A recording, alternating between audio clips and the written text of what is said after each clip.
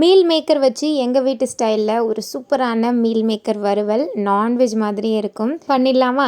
First ஒரு எண்ணெய் சட்டியில் 2 குழிக்கரண்டி எண்ணெய் சேர்த்துக்கலாம். அதில் 1 ஸ்பூன் சோம்பு, 1 கொத்து கருவேப்பிலை சேர்ந்து நல்லா பொரிஞ்சு வந்ததும் 1 ஸ்பூன் இடித்த இஞ்சி பூண்டு சேர்த்துக்கலாம். இப்போ 2 மீடியம் சைஸ் வெங்காயம், கொஞ்சமாக மஞ்சத்தூள், தேவையான அளவுக்கு உப்பு சேர்த்துட்டு நல்லா வதக்கிக்கலாம். இப்போ அதில் ஒரு பெரிய தக்காளியை கட் பண்ணி அதையும் சேர்த்துட்டு தக்காளி நல்லா வதக்கிக்கலாம். இப்போ இதுக்கு தேவையான மசாலாலாம் ஆட் பண்ணிடலாம். 1 டீஸ்பூன் கரம் மசாலா, 1 டீஸ்பூன் சோம்புத்தூள், நல்லா 2 ஃபுல் ஸ்பூன் சிக்கன் மசாலா எடுத்திருக்கோம். அதே மாதிரி 2 ஃபுல் ஸ்பூன் வீட்டில் அரைச்ச மிளகாத்தூளும் சேர்த்துக்கலாம். இது எல்லாத்தையும் சேர்த்துட்டு நல்லா சுருள பச்சை வாசனை போகிற அளவுக்கு வதக்கிக்கலாம்.